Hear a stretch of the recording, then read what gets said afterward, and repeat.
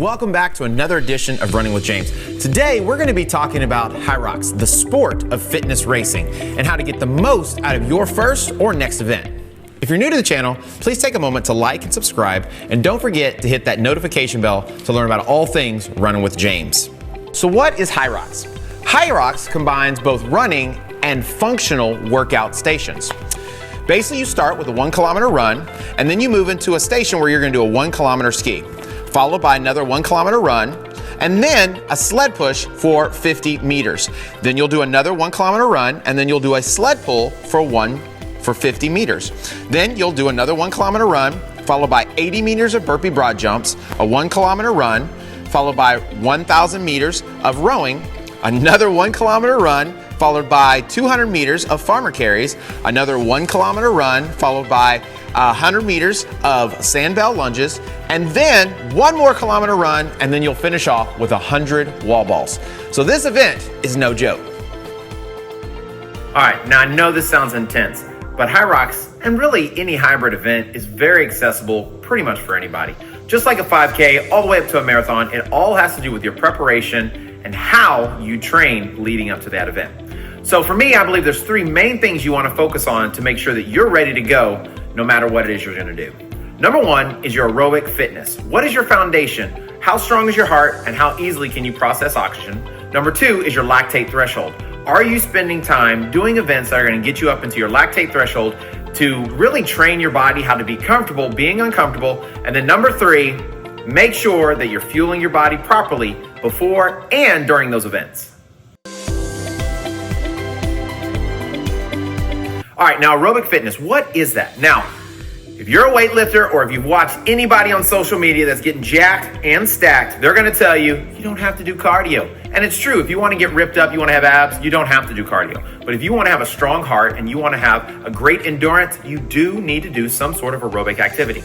Now, specific to Hyrox, you're gonna have to, because here's the deal. Even though there's 8 events that can be kind of intense, there's also 8 runs. So you're gonna run about 5.5 miles. So more than half of this event is running. So it might be a good idea to spend some time learning how to run. And so to do that, you really just need to do what we call aerobic fitness, aerobic training, or easy conversation-paced running. And so 80% of our efforts every single week, we want them to be super duper easy. Here's how this breaks down scientifically, okay, or physiologically rather. Your heart takes blood, okay? So your body takes in oxygen, your heart takes blood, and it pumps that blood to your muscles. Well, what's in that blood is oxygen, and that oxygen is what creates energy. So the more oxygen you can get to your muscles, well, then the more energy you can create. So the better we get at this, the more efficient our heart gets at processing oxygen, well, the more energy we can create. Ipso facto, you can go faster a lot longer. So it's important to develop that very simple base of aerobic capacity. So simple math, if you're doing, say, 7 to 10 efforts every single week, we'll say 10 just for math's sake, just to do this math really easily. Let's say you're doing 10 efforts every single week, or 10 runs, whatever it may be. All right, well, that means that out of those 10 efforts, if you're doing the 80% easy, 8 of those efforts should be really, really, really easy. So that could be anything from a 30-minute easy run. It could be an hour-long cycling session where your heart rate's really, really low. It could be swimming. It could be you're on the rower or the skier for 20, 30 minutes where it's a really low effort and your heart rate stays down. And if you do that, you can create this really good ability to process that oxygen and create energy. And if you'll do that, it's going to take the rest of your training to another level. All right, so the next thing is probably the thing most people do a ton of, but they're probably not doing it the right way, all right? And that is threshold training or lactate threshold training, okay? So if you're looking at the chart or if you're looking at the different zones for training, when we talk about our heart rates, we've got zone 1 all the way up to 5. Zone 4 is where I see most people spending the majority of their time. So zone 4 is usually like, it's not super hard, but it's also not very easy. Now, a lactate threshold effort usually is what you can do for an hour, or an effort you can do for about an hour before you have too much of a buildup of lactate or waste, and you start feeling that burn. You'll feel it in your thighs, maybe feel it in your lungs or what have you. So you start feeling that burn, and then all of a sudden your performance starts to drop, okay? Well, 10K efforts, half marathon efforts, Hyrox efforts are very lactate threshold intense. So that means you need to be spending time in your lactate threshold. But here's the deal, if you don't have a good aerobic base, well then it's gonna be really hard to increase your lactate threshold. So it always starts with that aerobic base. But then the 20% is you need to spend some time getting your heart rate up and staying there for an extended period of time. So that could be anything from a threshold run where you go out for 15 to 30 minutes where you're running at a faster pace. It could be a compromised running workout, right? Where you go out, maybe you run 800 meter repeats, 1,000 meter repeats, and then you do some sort of movement specific to Hyrox. You could, do lunges for 100 meters, or you could do burpees for 100 meters, or you could push a sled back and forth and then immediately take off and run for, 800 to 1,000 meters at a fast pace. And so what happens is your heart rate gets up, that lactate's building, and so your body gets better at processing that lactate. Now, in comparison, the lactate workouts to our aerobic workouts, if you're doing 10, like I said earlier, only 2 of those workouts, 1 to 2 of those workouts should be those lactate style workouts. And so learning to balance that will be really important, but making sure you get those in. The closer you get to the event, the better prepared you're gonna be.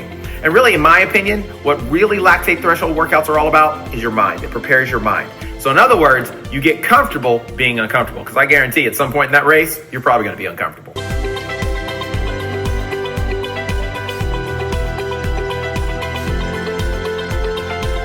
All right, the last one I would say that's really, really important is fueling, okay?